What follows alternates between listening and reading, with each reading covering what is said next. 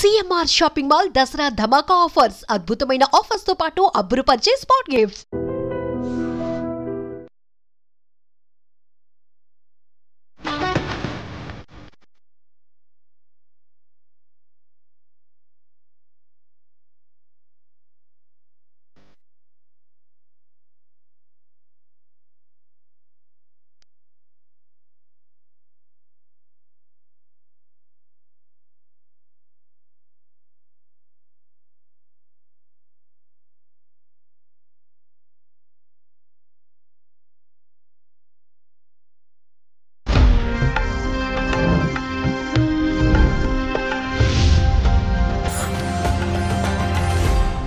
ఐడ్రీమ్ ప్రేక్షకులకు నమస్కారం. దైవానుగ్రహం కార్యక్రమానికి స్వాగతం.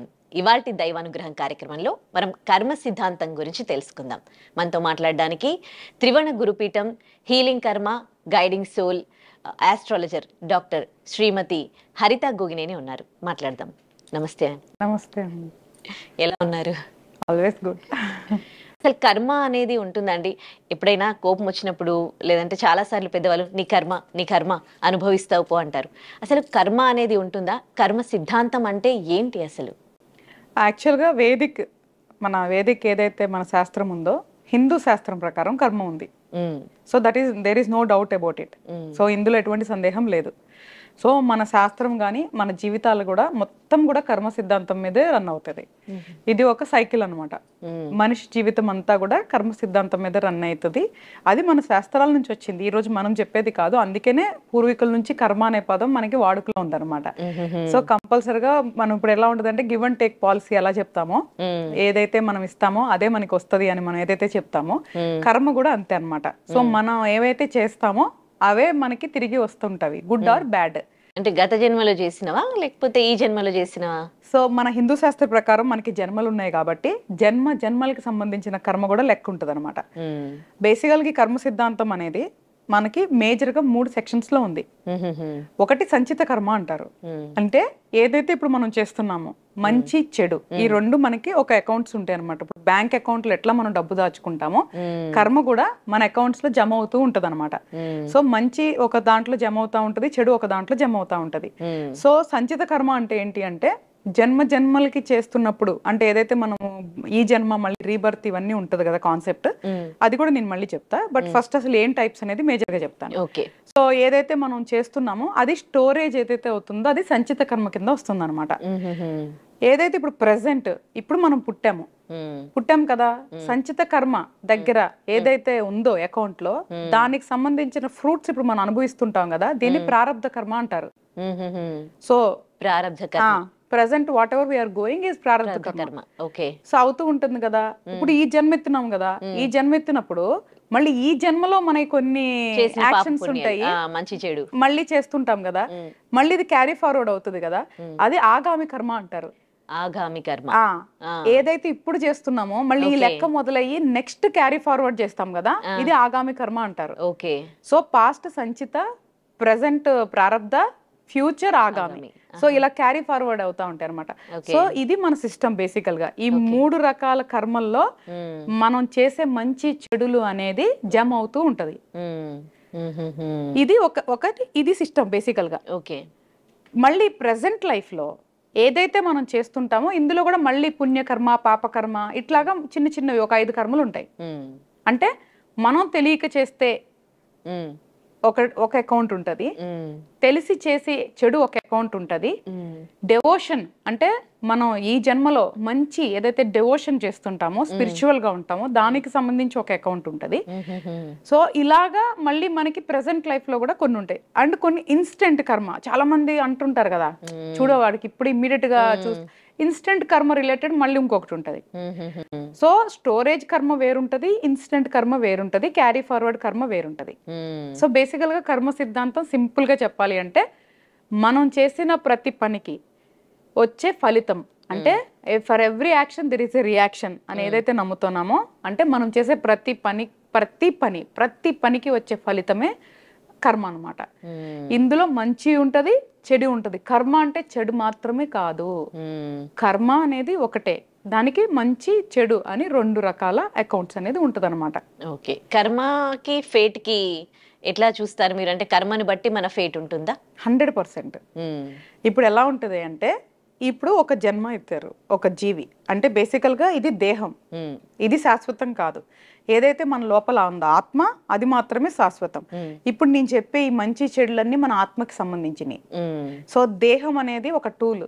ఈ జన్మలో ఈ శరీరంలోకి ఈ ఆత్మ రావాలి కాబట్టి వచ్చింది. అది ఎందుకు వచ్చింది అనేది ఒక సబ్జెక్ట్.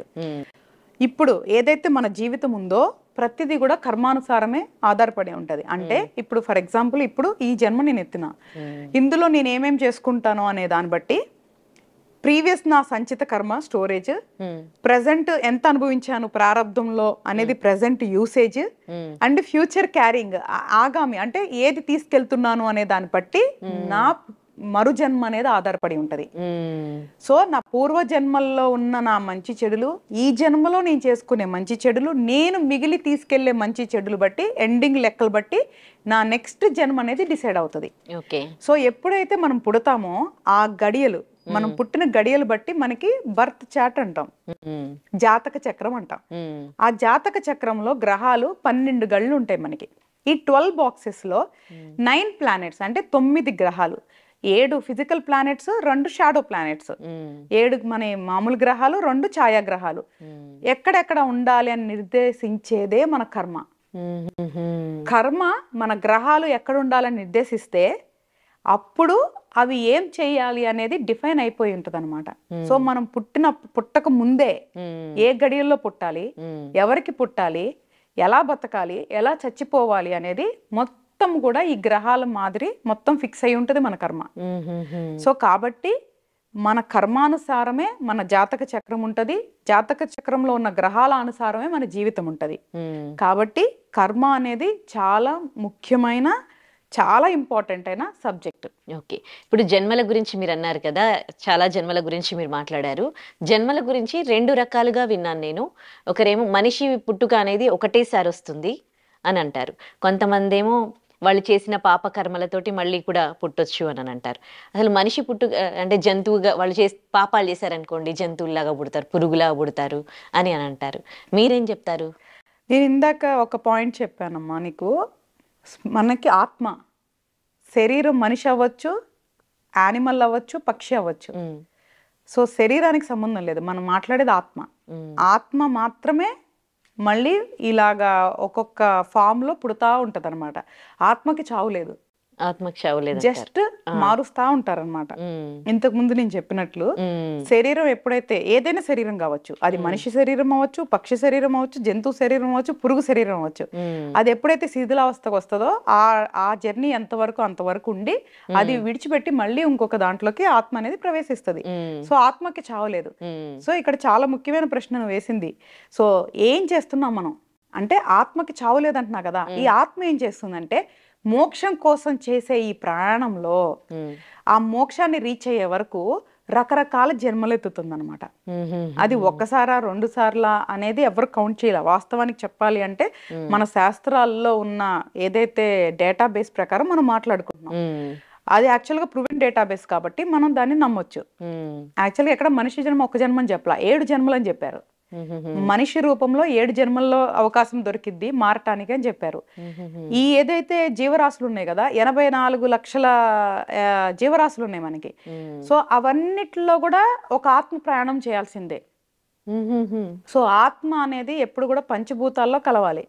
సో ఆ పంచభూతాల్లో కలిసే వరకు, ఆ మోక్షం పొంది పంచభూతాల్లో కలిసే వరకు ఈ ఆత్మ అన్ని రకాల శరీరాలని మారి మారి మారి మారి ప్రయాణం చేస్తా ఉంటది, సఫర్ అవుతూ.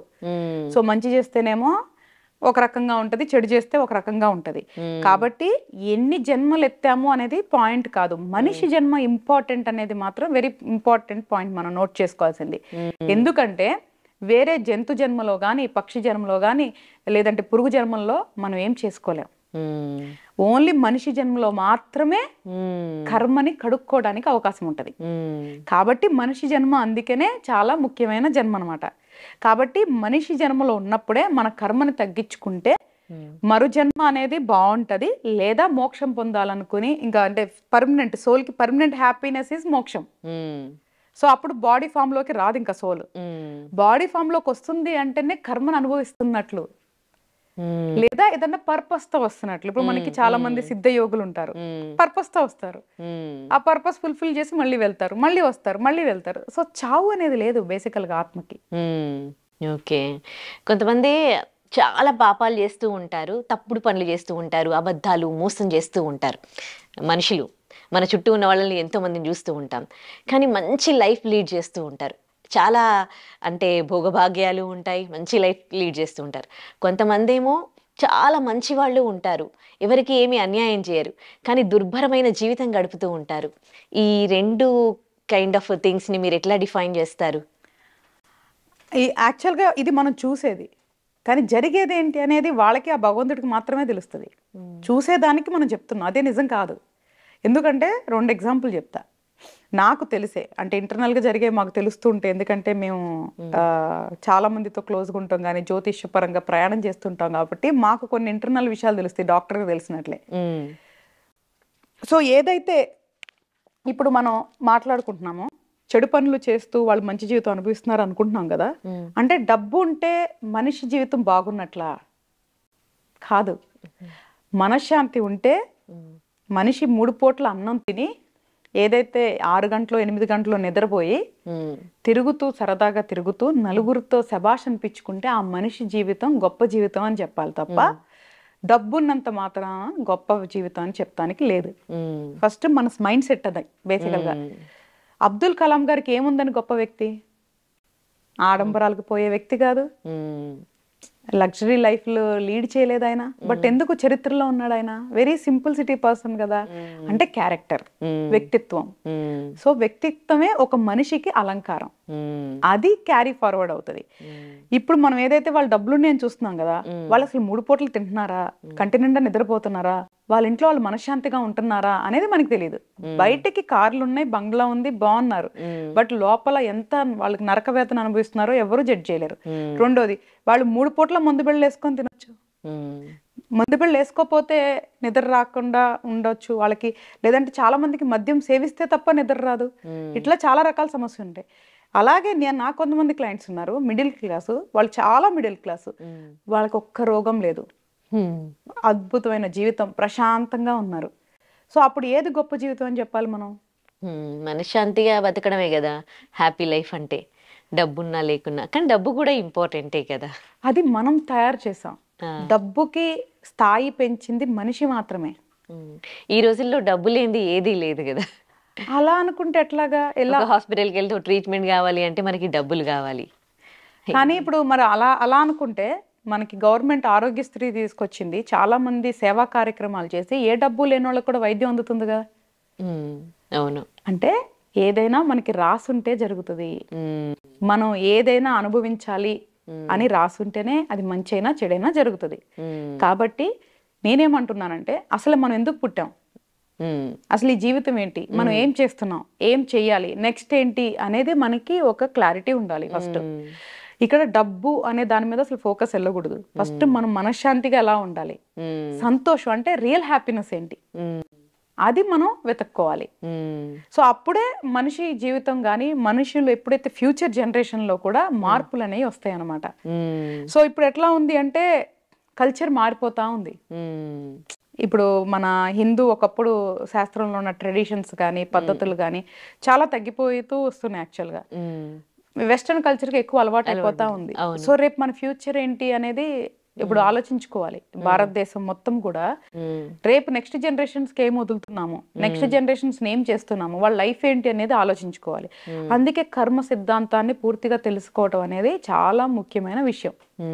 సో కర్మ సిద్ధాంతాన్ని అర్థం చేసుకొని దాన్ని పాటిస్తే ఇప్పుడున్న జీవితం బాగుంటది, మనకి తెలియకుండా మళ్ళీ మనం పుట్టే జీవితం కూడా బాగుంటది. మనిషిగా ఎలా బతకాలి, ఎలా మంచి పనులు చేస్తే మంచి లైఫ్ ఉంటుంది, తర్వాత మనిషి జన్మ కూడా ఉంటుంది. కొంతమంది ఇంట్లో ఎవరైనా చనిపోయినప్పుడు, పెద్దవాళ్ళు ఎవరైనా చనిపోయినప్పుడు మళ్ళీ మా ఇంట్లోనే పుడతాడు అని, ఎవరైనా ప్రెగ్నెంట్ ఉంటే మళ్ళీ వాళ్ళు వచ్చినట్టుగా ఫీల్ అవుతూ ఉంటారు. మీరేం చెప్తారు ఇలాంటి వాటి మీద? అదే విధిరాత, ఒకవేళ విధి అదే నిర్ణయిస్తే అదే జరుగుతుంది. ఎందుకంటే మీకు ఏదైతే చెప్పాను, ఆత్మ ఎక్కడ పుట్టాలి ఏంటి అనేది వాళ్ళ కర్మానుసారం నిర్ణయించబడింది. సో దాన్ని ఎవ్వరూ కూడా కంట్రోల్ చేయలేరు. సో అలా అనుకోవటం కూడా మంచిదే కదా, అది కూడా వాళ్ళ ఆనందం. ఎందుకంటే మనుషులకి శరీరాలతో బంధాలు ఉంటాయి కాబట్టి మనం ఏం చేస్తాం, ఆప్యాయతల మధ్యలో అలాగా కొట్టుమిట్టాడుతూ ఉంటాం. సో అనుభవాలను మళ్ళీ పొందాలనుకుంటాం. సో మనిషి ఇప్పుడు మనం మామూలుగా ఎక్కువ కనెక్ట్ అయ్యేది రూపానికి. సో ఆ రూపాన్ని మనం ప్రేమిస్తాం. సో అందుకే ఆ రూపాన్ని కావాలని కోరుకుంటూ, ఆ మనిషి మనలో ఉండాలి అని కోరుకుంటూ అలాంటి భ్రాంతిలో మనం బతుకుతూ ఉంటాం. కాబట్టి ఎప్పుడైతే ఈ శరీరాన్ని ప్రేమించటం మానేస్తారో, నిజమైన ఆత్మ ఏదైతే అర్థం చేసుకుంటారో అప్పుడు మనకి ఇది కలుగుతుంది. బేసికల్ గా కర్మ సిద్ధాంతంలో ప్రతి ఒక్కరు చేయాల్సింది ఏంటి అంటే సెల్ఫ్ రియలైజేషన్. సెల్ఫ్ రియలైజేషన్ అయితేనే కర్మని ఫిక్స్ చేసుకోగలం, లేదు అంటే ఫిక్స్ చేసుకోలేం. సెల్ఫ్ రియలైజేషన్ అంటే ఎట్లా కావాలి? మనం ఎందుకు పుట్టాము, ఏంటి, మనం ఏం చేస్తున్నామనా? సెల్ఫ్ రియలైజేషన్ అంటే మన ఆత్మ మనది ఏదైతే ఉందో మనల్ని మనం అర్థం చేసుకోవాలి. మనం ఏం చేస్తున్నాం, మంచి చెడులు వాటిల్ని చూసుకోవాలి. అంటే ఉదయం లేచిన తర్వాత మనకంటూ ఒక ప్రణాళిక ఉంటుంది. మన జీవితం ఉదయాన్నే రెడీ అవుతాం, ఏదన్నా చదువుకునే వాళ్ళైతే చదువుకోవడానికి వెళ్తారు, ఉద్యోగం చేసేవాళ్ళు ఉద్యోగం చేస్తానికి వెళ్తారు, వ్యాపారం చేసేవాళ్ళు వ్యాపారం చేస్తానికి వెళ్తారు, ఖాళీగా ఉండేవాళ్ళు ఖాళీగా ఉంటారు. ఇట్లా ఎవరు మనిషి జీవితంలో వాళ్ళు ఏదో కూడా చేస్తుంటారు. మనం ఏం చేయాలనుకుంటున్నాము అనేది మన విధిరాత కాబట్టి అది చేస్తూ ఉంటాం. కానీ ప్రతి ఒక్క కేటగిరీలో మనము తెలిసి తప్పు చేయకుండా ఉండాలి. అంటే సెల్ఫ్ అవేర్నెస్ ఉండాలి. మనం ఏం చేస్తున్నాము అనేది సెల్ఫ్ అవేర్నెస్ ఉండాలి. సెల్ఫ్ రియలైజేషన్ అయిన వాళ్ళకి ఫస్ట్ ఉండని క్వాలిటీ ఏంటి అంటే అహం అనేది ఉండకూడదు. ఎప్పుడైతే అహం అనేది ఉండదో, నేను అనేది లేకుండా ఉంటుందో అప్పుడే వాళ్ళు తప్పులు చేయడం తగ్గిస్తారు. నేను, నాది అనే స్వార్థమే ఉంది అంటే వాళ్ళకి సెల్ఫ్ రియలైజేషన్ అవ్వనట్లే. ఎప్పుడైతే ఇది నేను కాదు, ఈ శరీరంలో నా ఆత్మ ఉంది కాబట్టి ఇప్పుడు నా పనుల వల్ల నా జీవితం ఆధారపడి ఉంటది, మరలా వచ్చే జీవితం ఆధారపడి ఉంటది అనే విషయాన్ని గ్రహించినప్పుడే వాళ్ళకి సెల్ఫ్ రియలైజేషన్ అయినట్లు అనమాట. సో కాబట్టి ప్రతి ఒక్కళ్ళు కూడా మనం ఏం చేస్తున్నాము, ఏం చేయాలనుకున్నా చేయొచ్చు, తప్పేంలా. మనిషి ఇప్పుడు పుట్టాం కదా, ఖాళీగా ఎందుకుంటాం, ఏదో ఒకటి అయితే చేయాలి. నచ్చింది చేసుకోవడంలో తప్పే లేదు. కానీ మనం చేసే పని వల్ల ఎవరు బాధపడకుండా ఉన్నంత వరకు everything is fair in life. Okay. ఒక 4 మతాల వాళ్ళు, జైన్, సిక్కులు, బౌద్ధులు, హిందువులు, మనం ఈ 4 మతాల వాళ్ళకి సంబంధించిన వాళ్లే కదా ఈ కర్మ సిద్ధాంతాన్ని నమ్ముతారు. నాకు అంత నిజంగా నాలెడ్జ్ లేదు నాన్న. నాకు ఓన్లీ హిందూ ధర్మం, హిందూ శాస్త్రం గురించి చదివా. నిజంగా చెప్పాలంటే వేరే మతాల గురించి నేను ఎప్పుడు చదవలేదు. ఓకే, మేబీ టైం లేకపోవచ్చు, ఏమో నాకు తెలీదు. ఓకే. హిందూ ధర్మం ప్రకారం అయితే కర్మ సిద్ధాంతం మళ్ళీ జన్మలు అనేది ఉంది. నా తెలిసినంత వరకు ఇస్లాంలో కానీ క్రిస్టియన్స్లో కానీ లేదు. అండ్ అంత నేను తెలియదు నాకైతే నిజంగా. ఓకే.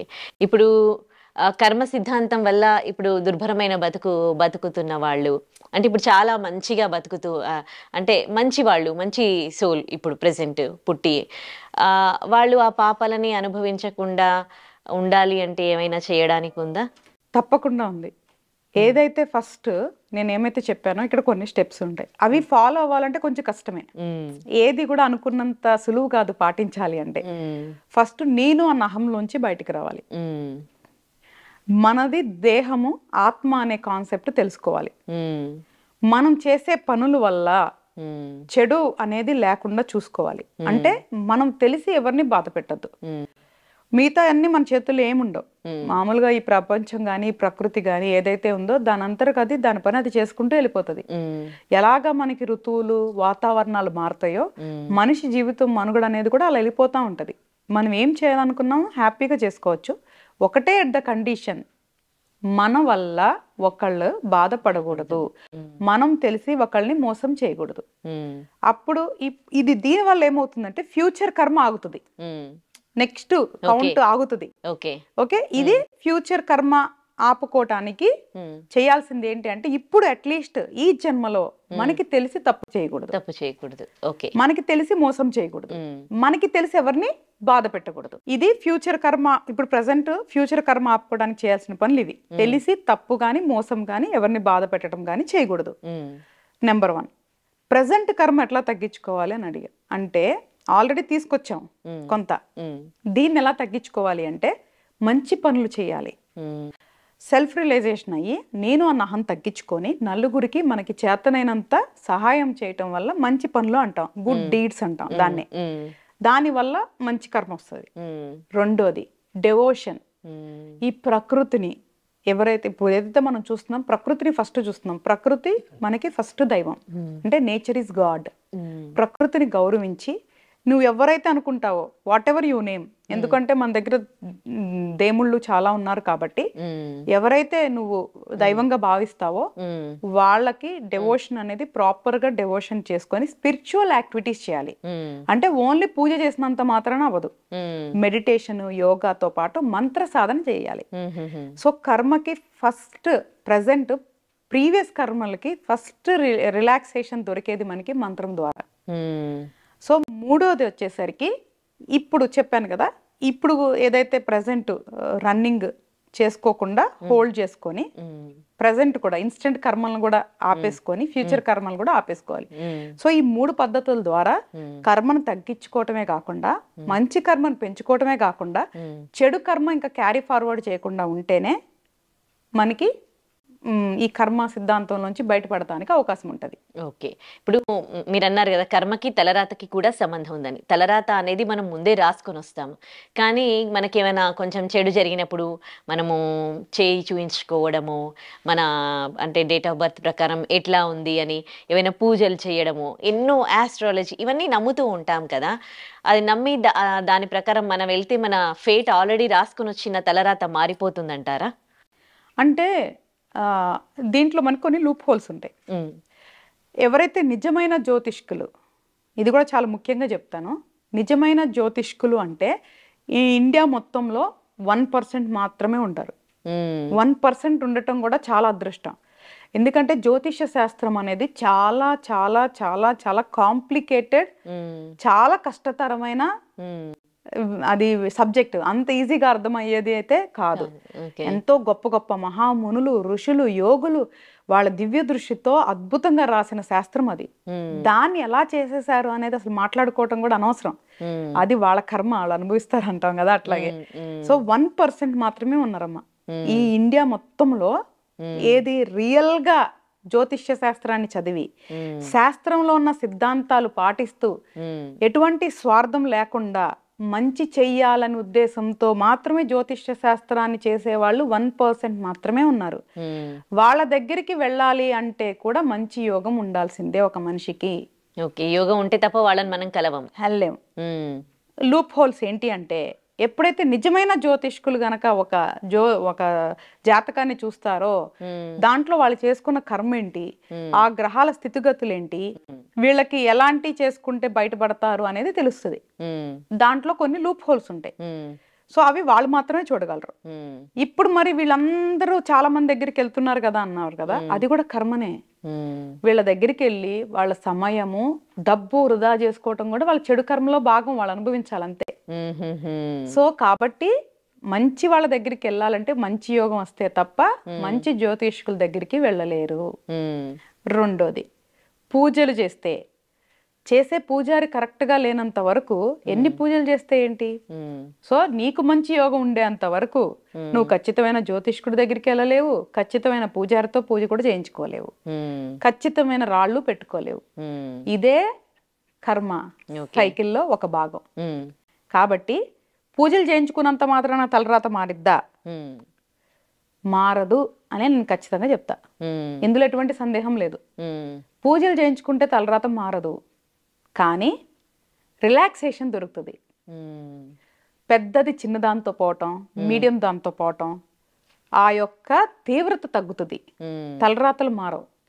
తలరాతలు మార్చుకునే శక్తి ఓన్లీ ఏ ఆత్మకైతే ఉందో ఈ శరీరంలో ఆత్మకి మాత్రమే ఉంటది. నీ తలరాత నేను మార్చలేనా, నువ్వు నా తలరాత మార్చలేవు. ఎవరి తలరాత వాళ్ళు మార్చుకునే శక్తి మాత్రం ఉంది. దానికోసం ప్రయాణం చేయాలి. ఓకే ఓకే, అర్థమైంది. పుణ్యం కొద్ది పురుషులు పిల్లలు అని అంటారు కదా, అంటే మనం చేసిన ఈ పాప పుణ్యాలతోనే మనకి ఈ భర్త ఇలా రావాలి, పిల్లలు ఇలా పుట్టాలి, ఇలాంటి తల్లిదండ్రులు దొరకాలనేది ఉంటది. 100% నేను అదే చెప్తుంది. ఎప్పుడైతే ఈ జన్మ ఇంకా ముగిస్తుందో, ఈ దేహంలోంచి ఆత్మ వెళ్ళిపోతుందో, ఆ లెక్క చూసి ఎక్కడ పుట్టాలి, ఎవరికి పుట్టాలి, మంచి తల్లిదండ్రులకు పుట్టాలా లేదా హింసించే తల్లిదండ్రులకు పుట్టాలా, మన తోబట్టువులు ఎట్లా ఉండాలి, వాళ్ళ దగ్గర నుంచి మనకి ప్రేమానురాగాలు ఉండాలా ఉండకూడదా, అసలు స్నేహితులు ఎట్లా ఉండాలి, లేదు అంటే మన శత్రువులు ఎట్లా ఉండాలి, మన జీవితంలోకి వచ్చే ప్రేమ ఎట్లా ఉండాలి, మన జీవితంలోకి వచ్చే భాగస్వామి ఎట్లా ఉండాలి, మనం కనే పిల్లలు ఎట్లా ఉండాలి, సో ఇలాగా మన ఆరోగ్యం ఎట్లా ఉండాలి, మనకి ధనం ఎంత ఉండాలి, ఇట్లాంటి ప్రతి ఒక్కటి కూడా మన కర్మానుసారం మన జాతక చక్రంలో గ్రహాల ద్వారా నిర్ణయించబడుతుంది. సో కాబట్టి మనం మనుషులంగా రెండిటి మీదే ఫోకస్ చేయాలి. దాని అవేర్నెస్ తీసుకురావటానికే మనం త్రివణ గురుపీఠానికి పెట్టడం ముఖ్య ఉద్దేశం ఏంటి అంటే, I want to educate the people. ఇప్పుడున్న మన మానవ జాతికి ఏదైతే మనం మర్చిపోతున్నామో దానికి సంబంధించింది తెలియచేయాలి అన్న ముఖ్య ఉద్దేశం అనమాట. ఇక్కడ రెండే విషయాలు గుర్తుపెట్టుకోవాల్సింది మనం, ఒకటి కర్మ, రెండు గ్రహాలు. ఈ రెండిటి మీదే మన ప్రయాణం అంతా ఉంటది. కాబట్టి ఈ రెండింటిని తెలుసుకొని మనం గనక మన ప్రయాణాన్ని మార్చుకుంటే ఈ కర్మలు అంటే చెడు కర్మలు ఏదైతే మనం అనుభవిస్తున్నామో దీని నుంచి బయటకు రావటానికి అవకాశం ఉంది. ఓకే, ఇప్పుడు త్రివణ గురుపీఠం కింద హీలింగ్ కర్మ, గైడింగ్ సోల్ అని ఉంది. అంటే మీరు కర్మని హీల్ చేస్తారా అండ్ సోల్ని గైడ్ చేస్తారా, ఏంటిది చెప్తారా? తప్పకుండానమ్మా. గైడింగ్ బేసికల్ గురు పీఠం అని ఎందుకు పెట్టామంటే, గురువు అంటే ఎవరు?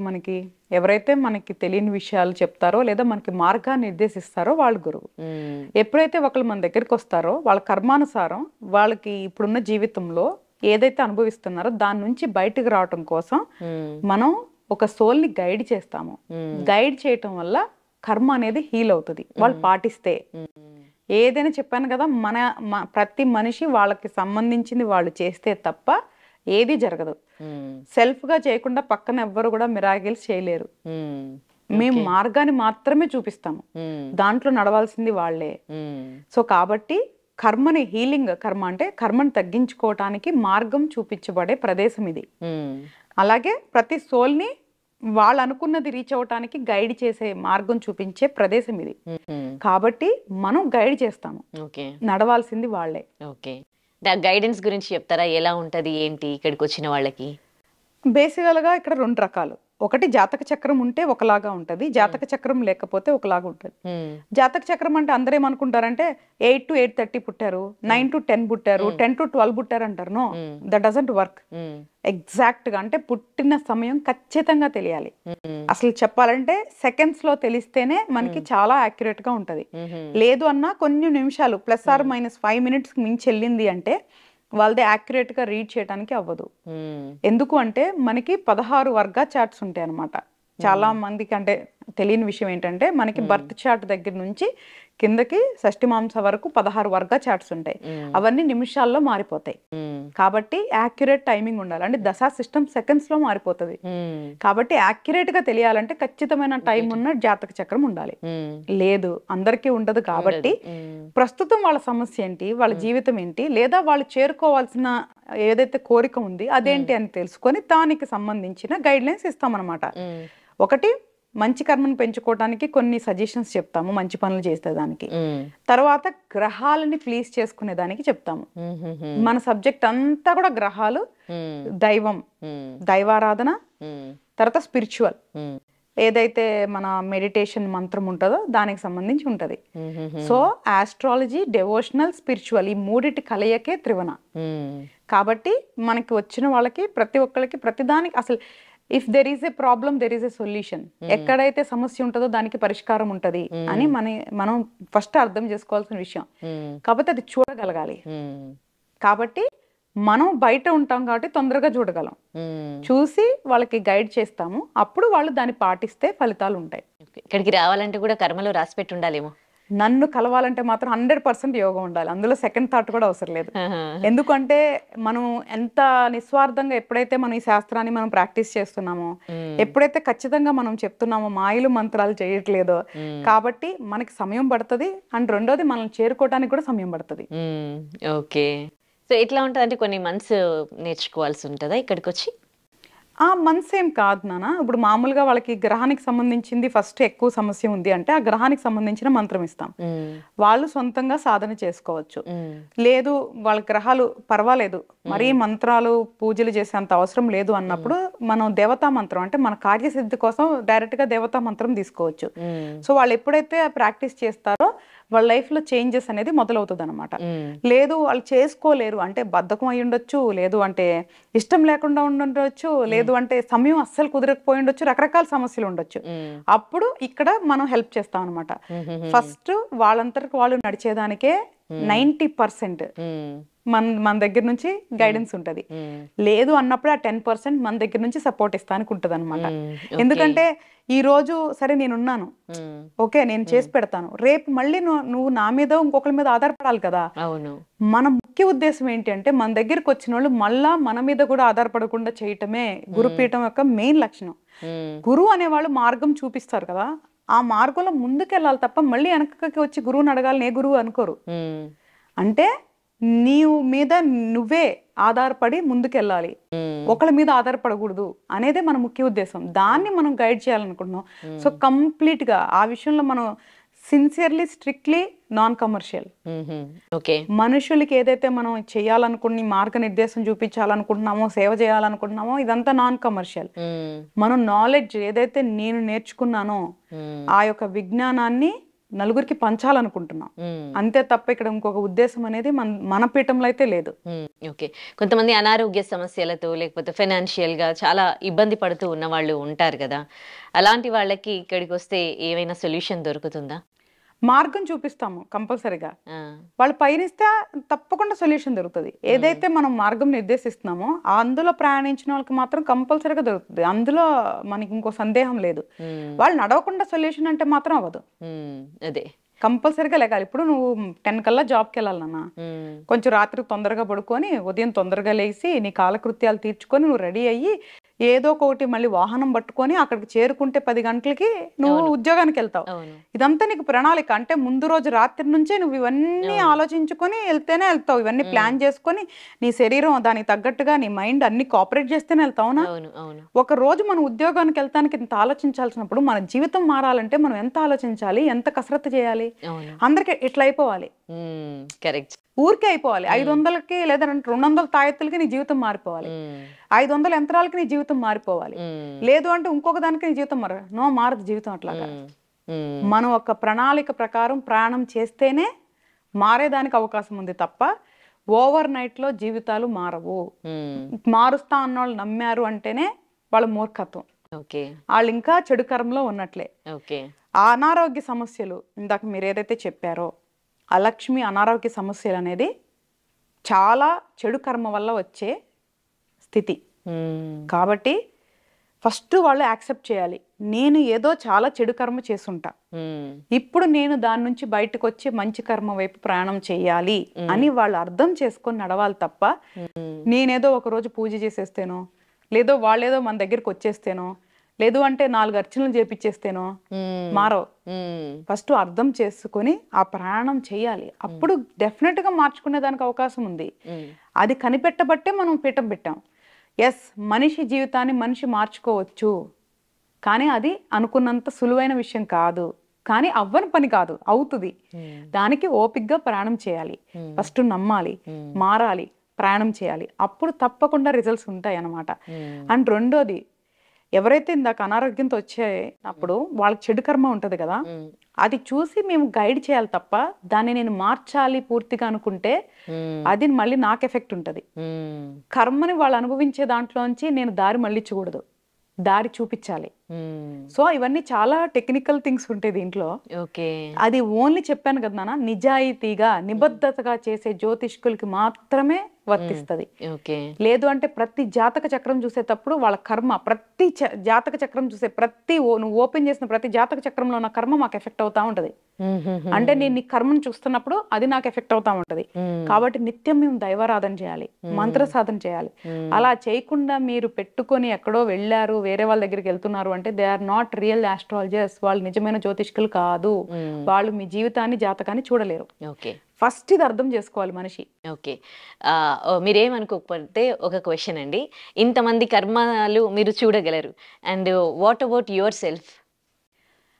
నాది ఆల్రెడీ ఇట్ ఈస్ అంటే ఎలా చెప్తారు, అదే నా నా ప్రయాణం ఇంతమందికి మీరు చెప్పగలరు. అది మీకు సొంతంగా వచ్చేసరికి మీది ఎలా ఉంటుంది అనేది మీకు తెలుస్తుందా? అచ్చా, I mean your asking my self. Okay, నాది నా గురించి అడుగుతా. మీ గురించి మీకు అంటే ఇప్పుడు నా గురించి నాకు కొంత తెలుస్తుంది.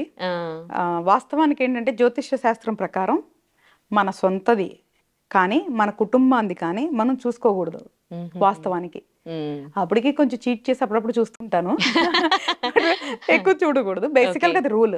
అది నిజం చెప్పాలి అంటే మీరు సబ్జెక్ట్ తెలిసిన ఎవరినైనా అడిగితే కూడా మన సొంతది కానీ మన కుటుంబాన్ని కానీ మనం చూసుకోకూడదు. అదే మనకి ఒక సామెత ఉంటది, ఇంటి పెరటి వైద్యం ఇంటికి పనికిరాదు అని ఉంటది కదా, అట్లాగా. బట్ కానీ కొన్ని తెలుస్తుంది. సో నేను పుట్టినప్పుడే, ఇప్పుడు కాదు, నా జీవితం ఏంటి అనేది నాకు ఊహ వచ్చినప్పటి నుంచే నాకు క్లారిటీ ఉంది. సో నేను పుట్టింది ఒక పర్పస్ తో పుట్టాను అనేది నాకు చిన్నప్పటి నుంచే ఒక క్లారిటీ ఉంది. చూడకూడని వయసుకి నేను చూడకూడనివన్నీ చాలా చూసేస్తున్నా. సో అప్పుడు కూడా నాకు మనిషి ఏంటి, ఈ లస్ట్లు ఏంటి, లవ్ ఏంటి, ఇవన్నిటి గురించి, ఫ్యామిలీ ఏంటి, ఈ ఈ రెస్పాన్సిబిలిటీస్ ఏంటి, లేదు అంటే ఈ రిలేషన్షిప్స్ ఏంటి అనేది చిన్నప్పుడు నాకు తెలిసి 10-12 సంవత్సరాలకే నాకు పూర్తి అవగాహనతో పెరిగిన వ్యక్తిని నేను. సో కాబట్టి నేను దేనికి బైండ్ ఓవర్ అవ్వకుండా నన్ను నేనే ట్రైన్ చేసుకుంటూనే పెరిగిన.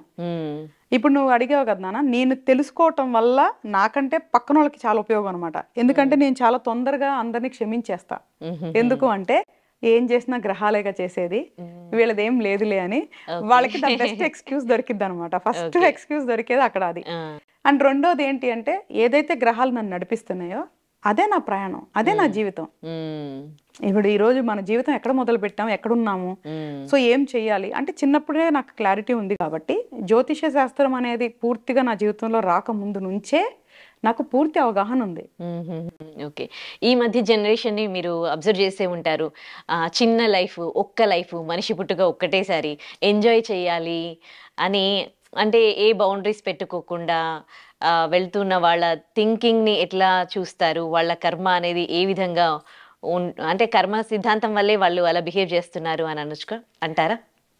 వాస్తవానికి అలాగా ఒకటే జీవితం, మనం అనుకుంది చేయాలంటంలో తప్పే లేదు.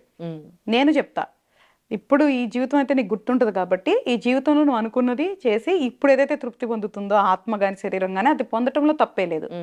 ఇందాక కూడా అదే చెప్పా, మనం ఏం చేయాలనుకున్నా చేస్తే తప్పే లేదు, కానీ హాని చేయకుండా, అంతే, వేరే వాళ్ళని హాని చేయకుండా, మన సంప్రదాయాల్ని మట్టు పట్టించకుండా, నలుగురు మనల్ని చూసి అవహేళన చేయకుండా, మన సంప్రదాయాల్ని మన పద్ధతుల్ని మనం మర్చిపోకుండా, పెద్దల్ని అగౌరవపరచకుండా, వాళ్ళ జనరేషన్ లో వాళ్ళు హ్యాపీగా ఏం చేసుకుని ఎవరిని ఇబ్బంది పట్టినంత వరకు తప్పే లేదు.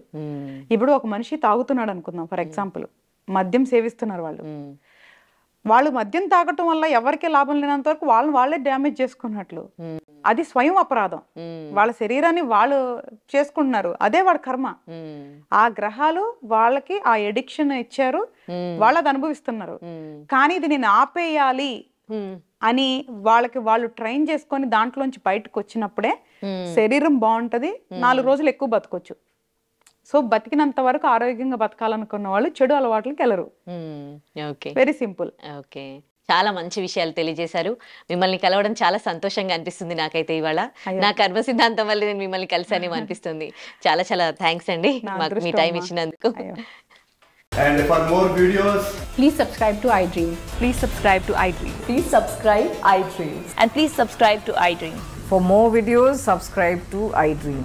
please like, share and subscribe to the channel. Congratulations, iDream. Subscribe to iDream. Subscribe to iDream. So subscribe to iDream Media.